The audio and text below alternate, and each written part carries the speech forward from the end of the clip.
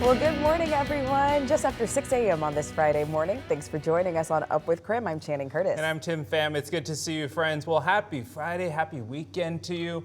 But my goodness, yesterday it was all crazy and windy. I needed more hairspray yesterday, Thomas. My goodness. And the pollen. Oh, yeah. Terrible. Hey, you can borrow my hairspray, Tim.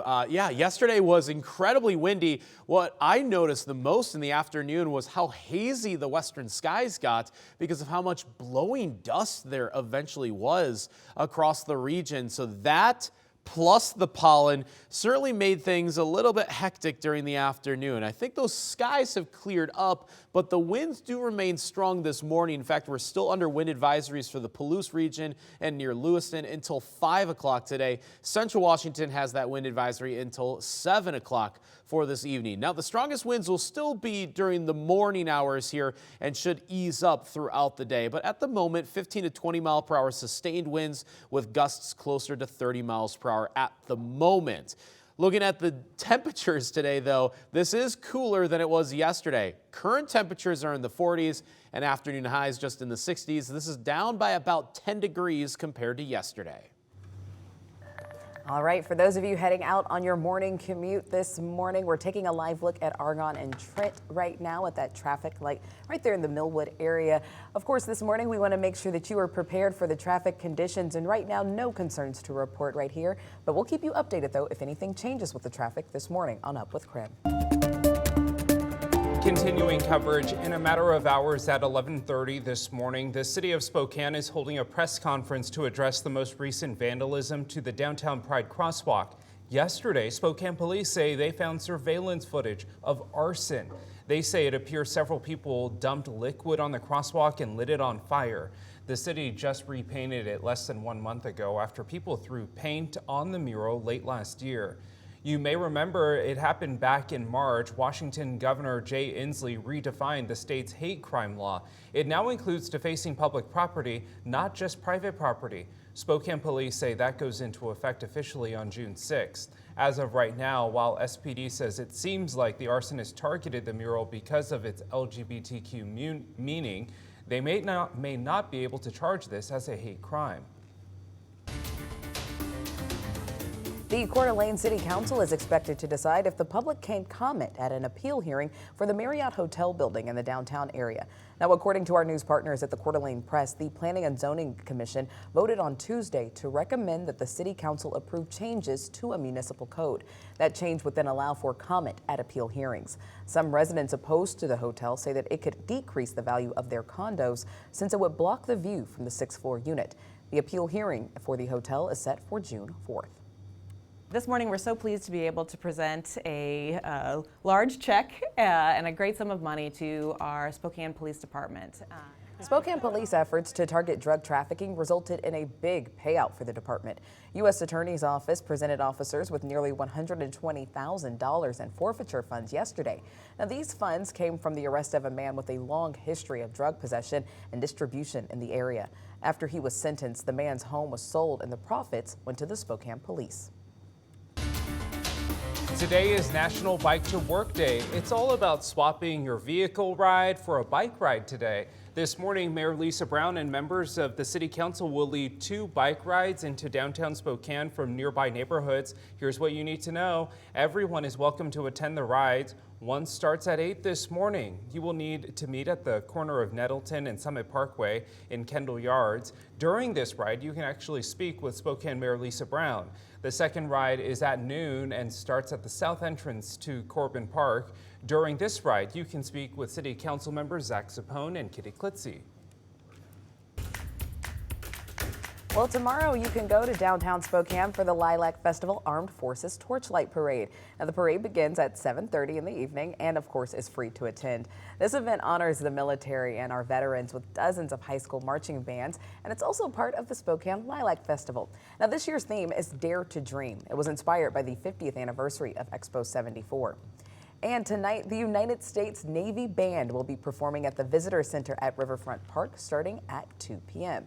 Tonight, or this afternoon's event, and tomorrow's parade are all part of Navy Week this week. So coming up at 8:15 on KSKN 22, Admiral Killian will join us in studio to talk more about these events and why we're celebrating here in Spokane. And also happening this weekend, the Spokane Velocity will take on Forward Madison. And this morning, KREM 2's Brandon T. Jones joins us from One Spokane Stadium to tell us what's being celebrated at the game this Sunday. And Brandon, this is a very exciting weekend, and people might be able to get some swag too. That's right. Now is the time to go ahead and find those 70s outfits and, get yourself prepped to come out here to celebrate with the Velocity and highlight, acknowledge Expo 74. So we got someone right here with us. You've seen him before. You've seen his smiling face. Philip Harrison, the VP of Velocity.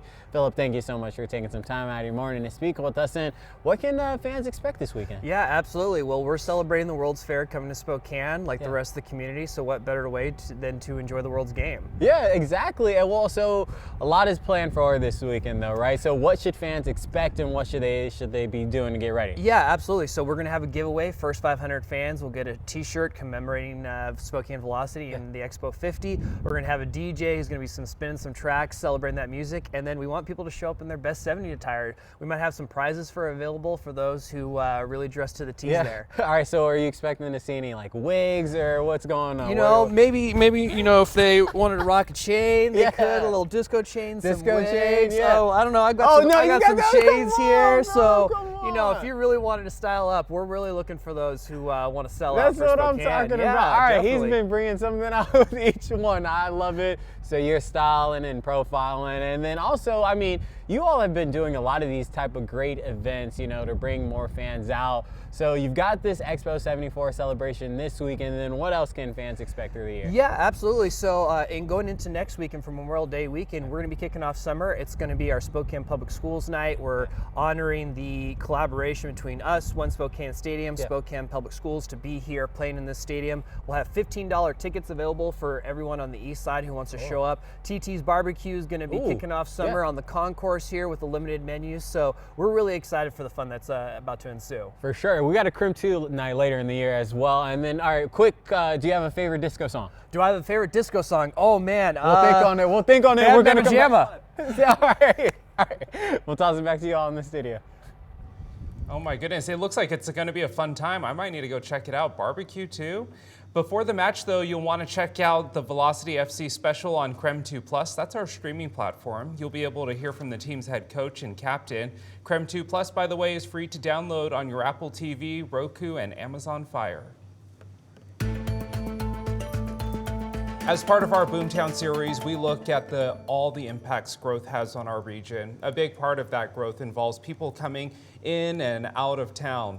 The Spokane International Airport is growing to accommodate those travelers. More than 4 million people passed through the Spokane Airport last year, the most ever actually. The airport is working on a concourse expansion expected to open sometime this summer with 3 new gates and more food options. By 2030, we expect to have 6.2 million passengers coming through the airport. And so we're going to have to continue to build and develop gate capacity. Another part of that expansion includes featuring local restaurants, giving people who may not even leave the airport a taste of the Inland Northwest. KREM 2's Nathan Hyun takes a look at the growth and the change at the Spokane International Airport tonight on KREM 2 News at 6 p.m.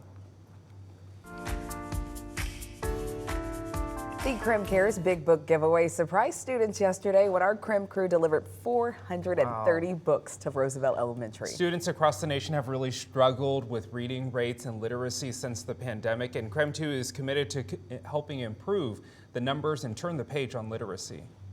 I think it's a good idea for kids and to explore more books. It's so imperative that kids have that access, and so we're so grateful that you allowed all of our kids to have that access of having a book to take home and read that's their very own. The Big Book giveaway, by the way, will continue next Thursday morning, but we're not going to tell you which school. It's a big surprise. The only hint I'll give you is that it's a school in North Idaho.